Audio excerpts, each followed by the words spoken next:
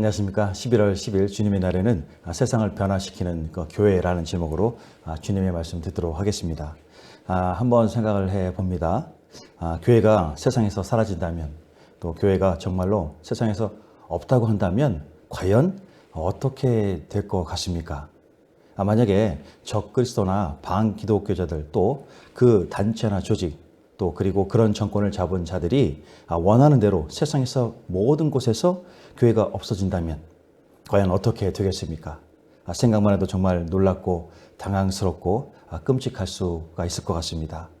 물론 우리 그리스도인에게만 해당되는 말이 되겠지만, 그런데 이러한 사건이 비그리스도인들에게는 아무런 영향을 미치지 않는 것입니까? 계속해서 생각을 해보면은 여기에 학교에 다니는 한 사춘기 학생이 있습니다. 또래 아이들에게 이유도 없이 왕따를 당하고 용돈도 또 빼앗기고 또 괴롭힘을 당하고 폭력과 또 폭행까지도 당하면서 매일 학교에 가는 것이 두렵고 고통스럽습니다. 도움을 구하고 싶어도 선생이나 또 집이나 잠깐만 피할 수 있을 뿐 언제 어디서 그들에게 당할지 모르는 공포의 날이 계속되어집니다. 이런 시간이 계속되자 이제 당사자는 대인 기피와 우울증으로 학교 생활마저 힘들게 됩니다. 그리고 공포의 끝에는 떠나고 싶은 마음이 자리하게 됩니다. 모든 게 순간인 것입니다. 이 순간 그는 어떤 결정을 내리게 되는 것입니까? 자, 또 봅니다. 한 달에 얼마 안 되는 수입으로 그것도 비정규 계약직으로 근근히 사는 한 사람이 있습니다. 이 사람은 고객에게 큰 소리를 듣습니다. 심하게는 욕 같은 그 비인격적인 말투로 듣습니다. 이런 일을 하루에도 수천 번 자식 같은 사람에게 듣습니다. 그들은 좋은 옷과 비싼 화장품 그리고 커다란 자동차를 탑니다. 그러면서 담배를 아무데나 버리고 쓰레기를 아무데나 버립니다. 그래서 길에는 담배꽁초와 쓰레기로 가득합니다. 그러면서 말을 합니다. 돈을 받았으면 일을 해야지. 저 쓰레기가 쌓여 있잖아 라고 또 욕같이 말을 합니다. 그들은 무슨 일을 하는 자들인 것입니까? 유흥업이나 사기업, 또 사금융, 그리고 편법, 부동산 같은 권력과 사기가 연결되어서 일을 하는 그런 영업으로 돈을 벌려는 자들, 또 돈 된다면 개처럼 버는 자들, 그리고 개처럼 쓰는 개들, 졸부라고 부릅니까? 범죄자라고 부릅니까? 알고 보면 가난한 자를 부려버리고만 하고 부리려고만 하고 무시하고 이용만 하는 것, 철저한 물질 계급으로 물질 만능 쾌락주의의 중독자들입니다. 어떻게 생각하십니까? 그런데 북한에는 더한 경우가 있는 것 같습니다. 북한 공산당에 처참하게 유린당하는 우리 북한의 동포들입니다. 앞에서 언급한 문제들은 그 비교가 될 수가 없을 만큼 전 근대적 원시적 학대와 핍박을 당하는 사람들이 북한 동포들입니다. 말 그대로 북조선, 김씨조선은 옛 조선시대 천민들이나 당하는 동물보다 못한 백정으로 동포들을 다루고 있습니다. 하나하나 다 말로 못할 사건들은 북한에서 탈출한 동포들의 간증을 통해서 잘 알고 있는 것입니다. 그런데도 한국의 정권은 누구 하나 이 말을 하려고 하지 않습니다. 왜 그럴까요? 자, 여러분, 물에 개구리를 넣고 물을 끓이면 개구리는 그 물이 끓기 전까지는 모릅니다. 그런데 물이 끓을 때는 이미 개구리는 물에 익어 죽게 됩니다. 무지함으로 고통을 모르게 되는 것이죠.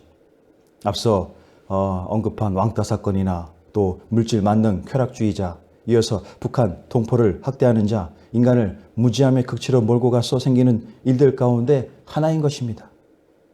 사랑의 대상이 왕따로 뭉개집니다. 사랑의 관계가 물질 쾌락으로 썩어지게 합니다. 사랑한다면 동포를 백정으로 만들어서야 되겠습니까? 무지함으로 죽게 하는 자, 누구인 것입니까? 자, 여러분, 영화 좋아하십니까? 영화 노아를 한번 보셨습니까? 영화에 대해서 비성경적인 부분이 상당수 포함되어 있기에 영화를 신뢰할 수는 없습니다. 그러나 단지 이 영화의 성경의 노아의 이야기를 화면상으로 보면서 아마도 당시의 상황을 조금은 이해하는데 그림을 그려볼 수 있을지 모르겠습니다. 아무튼 여기서 창세 후 인간들의 타락으로 노아 가족을 제외한 야만족의 그 살인들이 있습니다. 그 살인을 개미 죽이듯 하면서 그 피가 온 땅에 가득해집니다. 그런데 신실하고 정결한 노아의 가족은 달랐습니다. 하나님의 음성을 따르며 방주를 지으면서 하나님의 새로운 세상을 준비합니다. 교회는 법이 있습니다. 하나님의 법, 그리고 인간이 살아가는데도 법이 있습니다.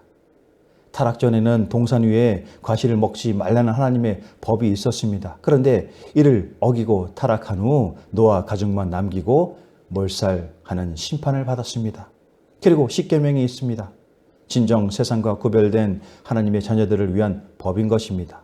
그리고 이제는 구원을 위한 십자가의 법, 곧 믿음으로써 이 마지막 때 그 믿음의 실천을 위한 법, 곧 사랑인 것입니다. 이는 우리를 향한 하나님의 계획인 것입니다. 그러므로 사랑의 증거로서 예수님을 우리에게 보내주셨습니다. 이렇듯 법이 무너지면 인간은 동물보다 못한 육에 불과한 것입니다. 이런 육을 인간의 탈을 쓴 것들이 이제 그 탈을 벗기를 위해 육의 세상을 이루려 합니다. 그것이 교회의 말살인 것입니다. 교회가 없는 것, 예수님을 부정하는 것입니다. 예수님을 부정하는 것은 하나님을 무시하는 것입니다. 그렇게 되면 인간이라는 존재는 그 의미를 상실하는 것입니다. 한마디로 노아의 때처럼, 아니 더한 심판만 남는 것입니다. 그런데 교회가 없다면 이러한 질문을 하는 이유는 무엇인 것입니까? 교회로서 그 사명을 온전히 감당하지 못하고 세상의 것과 다르지 않고 어떤 경우는 세상보다 못한다면 저 고통에 있는 사람들은 무슨 소망을 가질 수 있겠습니까? 교회는 예수님이 함께 계신 영적 공간과도 같은 것입니다. 그분은 언제 어디서나 당신의 자녀들과 함께 하시지만 교회라는 자녀들의 모여 있음을 통해서 당신의 사역을 더욱 나타내시고자 하는 것입니다. 그러므로 교회는 곧 교회의 머리 되시는 예수님의 거룩히 구별된 곳, 우리의 몸된 성전이 되는 것입니다. 그래서 교회가 없다면 이 땅에서 예수님을 외면하는 것이며 만물을 창조하신 하나님을 무시하는 심판의 대상이 되는 것입니다. 과연 교회가 없다면 이미나 우리들도 없어질 것들입니다. 자, 지금 서론이 다소 길었지만 오늘 예수님이 우리를 하나님 나라의 백성, 곧 세상에 하나님의 가치관을 증거하는 새로운 공동체를 이루도록 부르신다는 사실을 배워야 할 것입니다. 세상 속에서 그리스도인으로 온전하게 사는 법을 다시 한번 상기시켜 실천해 나가야 할 것입니다. 자, 오늘 본문에 예수님은 공생의 기간 중 매우 중요한 시점에서 밤을 새워 기도하십니다. 여기서 우리는 예수님에 대해서 무엇을 알게 되는 것입니까? 한마디로 예수님께서는 하나님과 교제하는 시간이 얼마나 중요한지를 잘 아셨습니다. 자, 더하여 보면 성경에는 기도의 중요성을 잘 알고 행했던 인물들이 많이 등장합니다. 먼저 아브라함은 어떻습니까? 아브라함은 기도의 사람이었습니다. 창세기 22장 3절에 아브라함이 아침에 일찍 일어나 나귀의 안장을 치우고 두 종과 그의 아들 이삭을 데리고 번제에 쓸 나무를 쪼개어 가지고 떠나 하나님이 자기에게 일러주신 곳으로 가더니 라고 합니다. 아브라함은 아침 일찍 일어나 기도한 사람이었습니다. 아브라함은 하나님의 명령에 순종하기 위해 아들을 제단에 바치고자 아침 일찍 일어나서 기도하고 모리아 산으로 출발하였습니다. 그리고 또 모세는 어떻습니까? 모세는 항상 민족을 위하여 중보 기도를 한 사람입니다. 출애굽기 14장 27절에 말씀합니다. 모세가 곧 손을 바다 위에 내밀매 새벽이 되어 바다의 힘이 회복된지라 애굽 사람들이 물을 거슬러 도망하나 여호와께서 애굽 사람들을 바다 가운데 엎으시니라고 합니다. 모세는 아침 일찍부터 기도하여 하나님의 기적의 통로로서 쓰임받은 사람인 것입니다. 또 다윗은 어떻습니까? 다윗은 기도에 관련된 말씀, 성경의 말씀이 너무나도 많이 기록되어 있습니다. 한 가지 간단히 보면 다윗은 새벽부터 일어나 기도했고 또 새벽부터 선한 싸움을 싸웠으며 새벽부터 찬송하였습니다. 이렇게 기도하면서 하나님의 명하신 대로 움직였던 다윗의 생애는 그야말로 형통 그 자체였으며 어디를 가든지 승리하였습니다. 진정 다윗은 기도와 찬양뿐만이 아니라 그의 선한 싸움도 새벽부터 시작했던 기도의 사람이었습니다. 그리고 이어서 신약에서는 베드로는 그 예수님의 제자로 또 예수님께서 붙잡혀 가시자 공의 마당에서 3번이나 예수님을 부인한 사람이었습니다. 그러다가 새벽에 닭이 3번 울자 예수님의 말씀을 기억하고 심히 통곡하다가 그의 마음에 찔림을 받았습니다. 베드로는 또 새벽에 회개 기도를 이렇게 통곡하면서 기도합니다. 그 이후 베드로는 마가의 다락방에서 기도하고 오순절에 성령님을 충만함을 받게 되었습니다. 또 바울은 어떻습니까? 사도 바울은 분명 기도의 사람이었습니다. 사도 바울은 로마를 위하여 끊임없이 기도한 사람이었습니다. 또한 그는 쉬지 않고 기도하고 주야로 심히 간구하였으며 언제나 기도하는 사람이었습니다. 그리고 오늘 예수님은 하나님의 일꾼을 택하실 때 밤을 새워 기도하십니다. 이는 12제자를 택하시기 위해 기도하신 것입니다. 당신의 사명, 곧 하나님의 계획을 이어갈 제자를 위해서 말입니다. 자, 하나님께서는 기도 시간 가운데 많은 기도를 한 그런 사람들에게 그리고 오늘 예수님이 사역을 계획해 나갈 수 있도록 하늘의 방법을 가르쳐 주십니다. 우리는 기도의 사람들처럼 그리고 예수님과 마찬가지로 기도가 인생의 삶 가운데 중심으로 자리하고 있는지를 다시 한번 돌이켜 깨달아야 할 것입니다.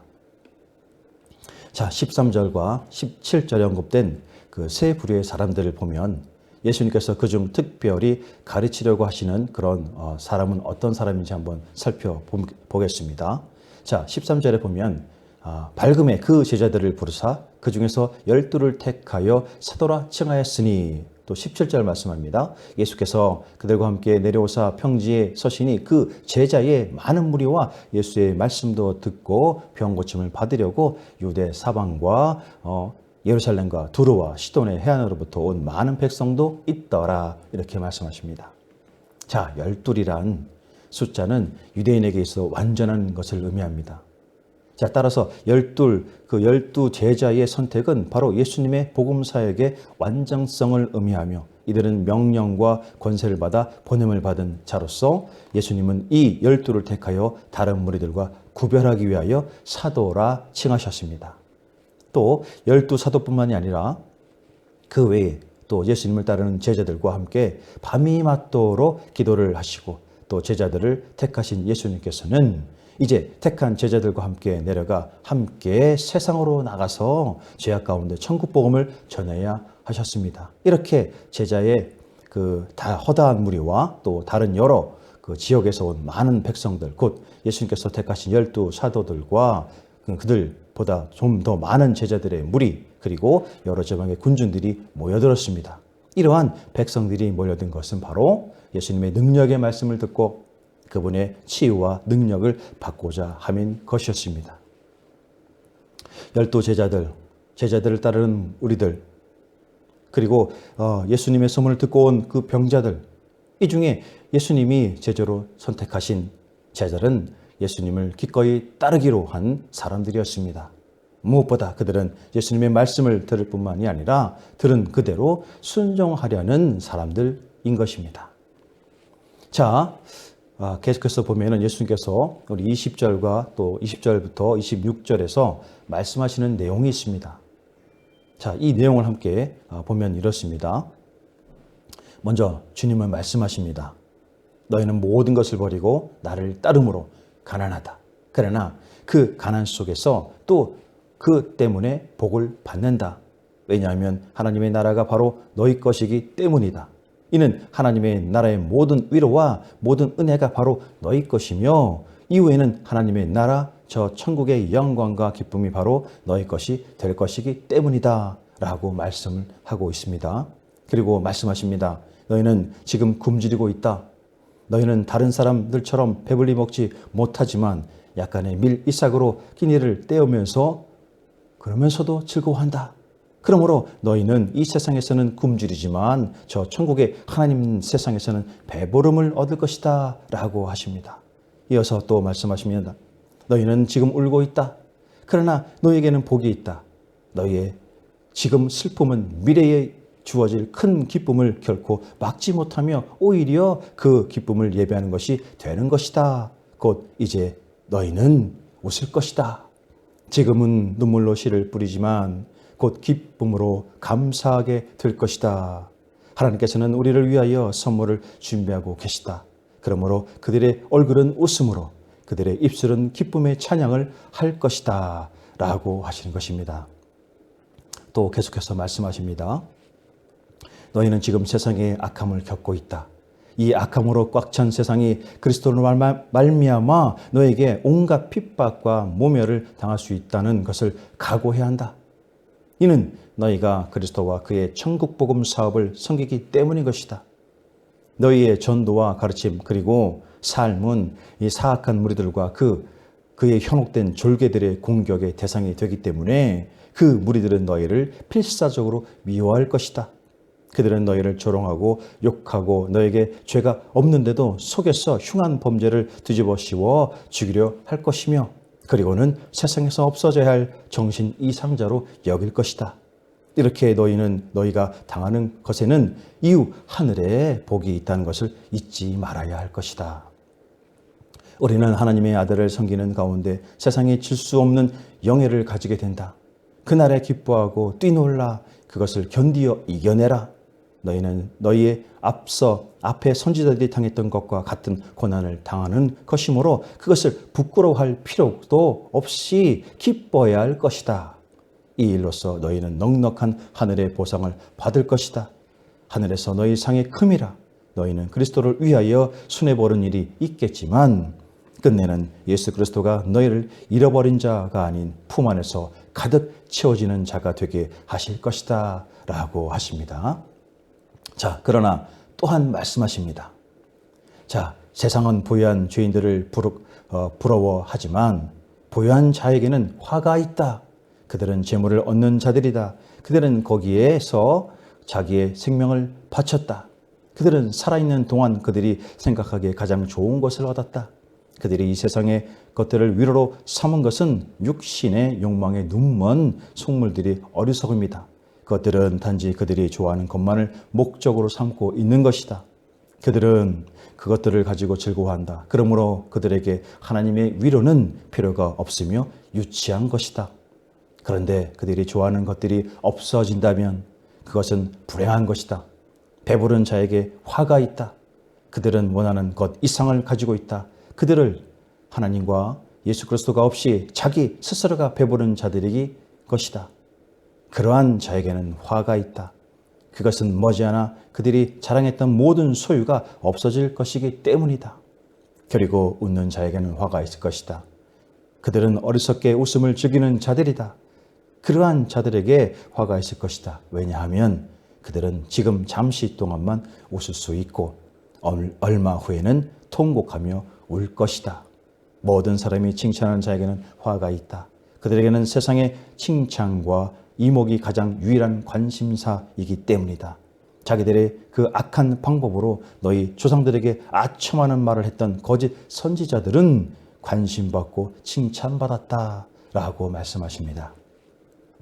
자, 진정 예수님이 말씀하신 내용은 예수님을 따르기 위해 재물이나 또 안락함, 행복, 평안함, 그리고 안전함, 명성 등을 포기할 때 닥쳐오게 되는 힘든 상황들, 그러면서 그 가운데서도 우리는 깊은 평안과 감사함을 깨닫고 진실한 그리스도인으로서 살아가야 함을 말씀하고 계신 것입니다. 아멘이십니까? 자, 계속해서 보면은 우리 27절에서 36절에 기록된 예수님의 가르침이 무엇인지 한번 살펴봅니다. 자, 예수님께서 가르치신 그 말씀을 들은 제자들은 그분에게 말씀하시는 것이 하나님의 말씀에 입각한 것이라는 사실을 알 수 있었습니다. 하나님의 말씀을 우리들이 알 수 있도록 그 의미와 진정한 뜻을 보여주신 것입니다. 이는 이웃을 사랑하는 말씀으로 우리가 그동안 지키지 못했던 것입니다. 예수님께서 주신 말씀은 이것이 우리가 살아가는 삶의 방식이 되어야 한다는 것을 말씀하시고 있는 것입니다.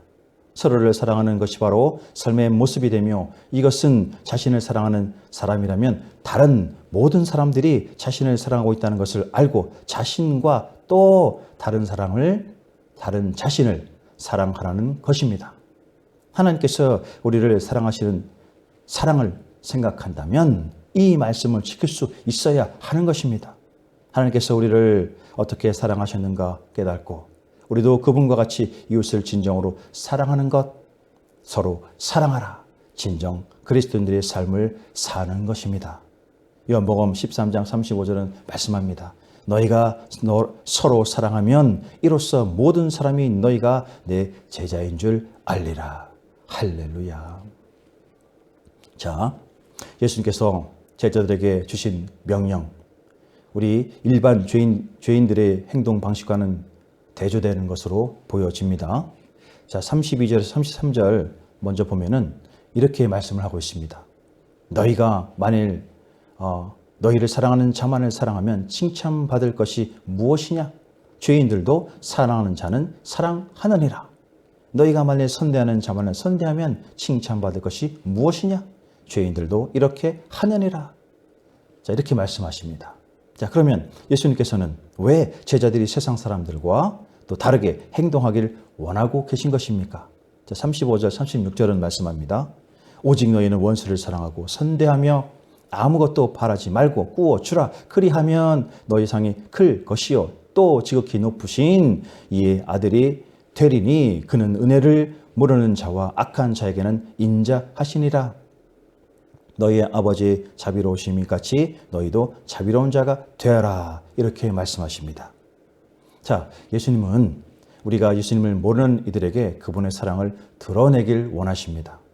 초대교회 제자들이 가장 많이 인용한 구절이 있다면 원수를 사랑하라, 바로 이 말씀일 것입니다. 초대교회 중에 이 명령대로 살아가는 그리스도인들의 생활에 마음이 움직여서 드디어 회심한 사람들이 많이 있었을 것을 우리는 분명히 잘 알고 있습니다. 이러한 회심, 지금도 이와 같이 결코 불가능한 일이 아닐 것입니다. 아니, 불가능한 일이 돼서는 안 될 것입니다.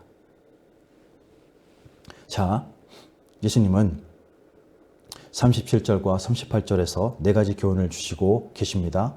이 교훈들을 따를 때 과연 우리는 어떤 결과를 가지고 오게 되는 것입니까?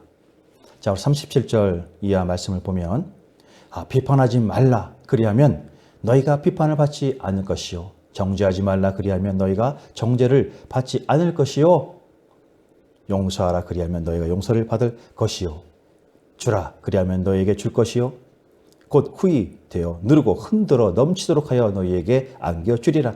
너희가 헤아리는 그 헤아림으로 너희도 헤아림을 도로 받을 것이니라. 이렇게 말씀합니다.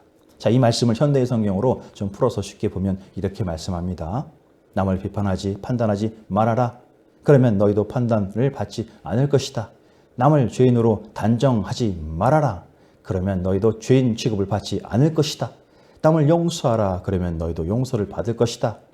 주어라. 그러면 너희도 받을 것이니 너희에게 누르고 흔들어 넘치게 부어 주실 것이다. 너희가 남에게 되어 주는 것만큼 되돌려 받을 것이다. 이렇게 말씀합니다. 자, 진정 예수님의 그 명령에 순종하는 자에게는 아주 풍성한 결과가 뒤따른다는 진리를 알게 됩니다. 진실로 하나님의 이 진리를 품고 살아갈 수 있는 은혜를 누리는 그리스도인들이 되어야 할 것입니다. 계속해서 말씀하십니다. 41절과 42절을 보면서 우리는 이런 잘못은 사람들과 관계에 어떤 영향을 또한 끼치는지 한번 살펴보겠습니다.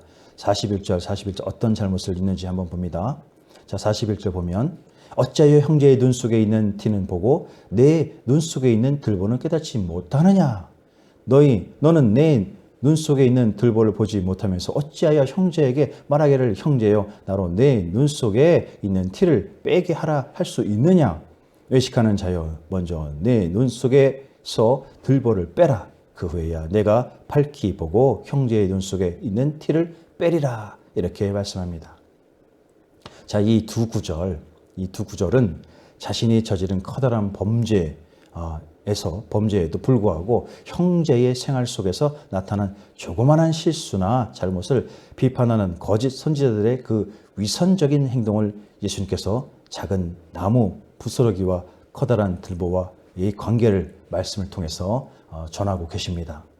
자, 보통의 사람은 그 다른 사람의 잘못에 관심이 많으며 그것을 비난하고 비판하기를 즐겨합니다. 그런데 이러한 경우 선이나 개혁을 위해서는 먼저 자신의 개혁이 따라야 함에도 불구하고 자신의 그 잘못을 객관적으로 돌아보는 것에는 관심을 가지려 하지 않습니다. 자, 이로 인해서 관계들이 비판적이고 부정적으로서 접어들면서 극단적으로 가는 경우가 생기게 되는 것입니다. 자, 오늘 성경에 당시에 그 바리새인들의 위험성, 그들 속에 들보가 박혀 있으면서도 전혀 그것을 느끼지 못하고 있었던 것입니다. 진정한 회개나 돌아봄은 자신의 상황과 형편을 바로 보는 데서부터 시작되어짐에 그들은 위선과 외식으로 높은 담을 쌓고 하나님의 그 영적인 계시와 깨달음이 들어오지 못하게 하고 있는 것입니다. 그러므로 그들은 자신의 눈 속에는 들보, 곧 모든 위선과 죄악들이 가득하기 때문에 형제 작은 실수, 그 잘못을 정죄하고 비판할 자격이 없는 것입니다. 점점 위선과 외식은 예수님을 다른 사람에게 전하는 복음 전함에 크나큰 장애물이 될 뿐인 것입니다. 자, 그러므로 예수님께서는 나무와 열매의 비유로 제자들에게 말씀하십니다. 자, 43절 이하 이렇게 말씀합니다. 못된 열매 맺는 좋은 나무가 없고 또 좋은 열매 맺는 못된 나무가 없느니라. 나무는 각각 그 열매로 아나니 가시나무에서 무화과를 또 찔레에서 포도를 따지 못하느니라. 선한 사람은 마음에 쌓은 선에서 선을 내고 악한 자는 그 쌓은 악에서 악을 내나니 이는 마음에 가득한 것으로 입으로 말함이니라. 이렇게 말씀합니다. 자, 나무를 구분하는 것, 그 열매가 어떤가를 보고 알 수가 있는 것입니다. 배를 맺는 나무는 배나무입니다. 사과를 맺는 나무는 사과나무인 것입니다. 그래서 열매는 그 나무를 구분하는 기준이 되는 것입니다. 그러면 사람은 어떻습니까? 사람을 구분하는 기준은 그 사람의 외모가 아니라 그의 언행입니다. 언행은 그의 마음을 또한 엿볼 수 있습니다. 진정 악을 행하는 사람은 악인인 것이고 선을 행하는 사람은 의인이 되는 것입니다. 이것은 사람의 언행이 그 사람의 본질을 보여주는 것임을 알게 하는 것입니다. 사람의 마음에 악이 가득하면 그의 언행은 악한 것으로 나타납니다. 반면에 그 마음에 선이 가득하면 선한 일을 또 선한 언행으로 나타나는 것입니다. 우리가 변화가 가능하다면 나쁜 열매를 계속해서 맺을 이유가 없는 것입니다. 야고보서 3장 17절 이렇게 말씀합니다. 오직 위로부터 난 지혜는 첫째 성결하고 다음에 화평하고 관용하고 양순하며 긍휼과 선한 열매가 가득하고 편견과 거짓이 없나니. 자, 우리를 구원하시고 도우시는 예수님 안에서 성결하고 화평하고 관용하고 양순하며 긍휼함으로 새롭게 된 자들입니다. 그러므로 자신에게 변화가 필요한 부분이 있다면 우리의 지혜가 되시는 예수님, 예수 그리스도 안에서 새로운 피조물로서 새 것이 되는 변화를 가져올 수 있게 되는 것입니다. 믿으십니까? 자, 말씀을 좀 정리해 보겠습니다. 우리가 아무리 예수님의 말씀에 감동을 받는다 해도 우리의 삶에서 죄의 권세가 무너지지 않는다면 그분의 가르침을 일관되게 실천할 수가 없는 것입니다. 그러나 하나님의 백성인 공동체, 바로 교회, 그분의 가르침을 실천해야 하지 않겠습니까? 진정 그 교회 우리 교회의 지체로서 세상의 사람들에게 예수님을 바르게 드러내기 위해서 나 자신, 이 삶은 어떻게 해야겠습니까? 자, 이런 말이 있습니다. 많은 사람들이 교회에 대해서 오해하는 경우는 영의 분별을 올바르게 못하기 때문입니다. 영의 분별은 겉모습에서 보여지는 것이 아니라 그 내면 중심을 보고 해야 하는 것입니다. 또 영의 분별은 이단 사냥꾼들처럼 억지로 하는 것이 아니라 영의 방향성을 보고 해야 하는 것입니다. 교만하더라도 점점 겸손해지고 있다면 바른 것이고 겸손하더라도 점점 교만해지고 있다면 그것은 그릇된 것입니다. 음란하더라도 점점 거룩해지고 있다면 바른 것이고 거룩하더라도 점점 음란해지고 있다면 그것은 그릇된 것입니다. 단지 현재의 교회 상태가 아니라 방향성을 보는 것, 이것이 영의 분별의 수칙 중에 하나인 것입니다. 먼저는 진리의 회복입니다. 교리적인 차원을 넘어 철저하게 성경적인 거로 돼야 되는 것입니다. 물론 성경에 대한 우리의 인간들의 이해는 완전하지 않습니다. 그래서 우리는 제자가 되어 죽을 때까지 진리를 더 바르게 알기 위해서 성경이 말하는 문으로 들어가서 배우면서 살아가야 할 것입니다. 진리 회복은 중요합니다. 왜냐하면 이것은 성도와 교회의 회복 그리고 나라와 열방의 회복의 첫 단추이기 때문입니다. 다음으로 은사의 회복입니다. 성령의 권능과 기름 부음이 넘치고 초대교회처럼 강력하게 성령의 은사들이 역사하는 교회로 만드는 것입니다. 쇼와 같은 무분별한 그 은사사역이 아니라 철저한 영의 분별에 기초한 성경적이고 은혜가 되는 은사, 그런 사역을 말하는 것입니다. 진정 예수님께서 나타내시고자 이를 제자들에게 은사로 부어 주셨던 그런 것 말입니다. 그리고 사랑의 회복입니다. 예수님께서 초점을 맞추고 온 마음으로 사랑하는 예수님의 제자가 되는 것입니다. 우리는 다른 무엇보다도 이것에 최고의 가치를 두고 있어야 합니다. 우리는 선지자가 되기보다 예수님의 제자가 되어야 하며 사도가 되기보다 예수님의 신실한 종이 되어야 합니다. 그리스도의 제자는 그리스도와 함께 모든 것을 나눕니다. 우리는 그리스도의 영광뿐이 아니라 그리스도의 고난에도 동참하는 성숙한 자가 되어야 합니다. 예수님을 우리의 생명보다 더 사랑하게 되는 것, 나아가서 내가 아버지의 이름을 저희에게 알게 하였고 또 알게 하리니 이는 나를 사랑하신 사랑이 저희 안에 있고 라는 이런 예수님의 기도대로 하나님이 예수님을 사랑하신 것과 똑같은 사랑으로 예수님을 사랑하는 자가 되는 것, 이런 사랑이 회복되는 교회, 진정 교회의 정체성이 되는 것입니다. 이런 말을 하고 있습니다.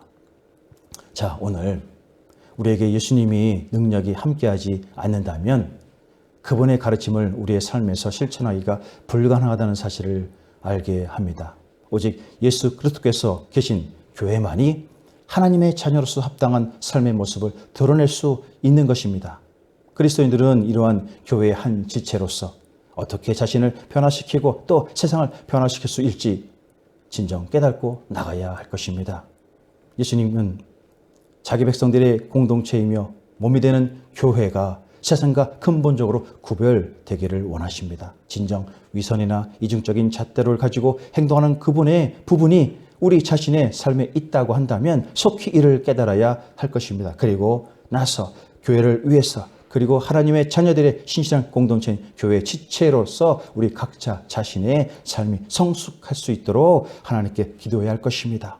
하나님이 어떤 분인지를 자신의 삶을 통해서 또 교회를 통해서 세상에 드러낼 수 있어야 하는 것입니다. 오늘 예수님께서 제자들에게 가르치신 것, 인간의 죄악된 속성을 벗어버리고 영원한 생명의 말씀인 하나님의 말씀에 따라가야 살아가야 할 것입니다. 진정 진리를 따르는 사람들은 진리 안에서 죄함을 누리게 됩니다. 이 세상은 변화시키는 또 그리스도인이 되며 그리스도인들이 함께하는 교회의 본질이 또한 되는 것입니다. 더하여 이는 예수님께서 함께 하시는 것이며 그분을 따르는 교회에게 주시는 축복의 은혜가 되어지는 것입니다. 믿으십니까? 이 시작되는 한 주 이와 같은 은혜를 받아 누리는 우리 모두가 되기를 축원드립니다.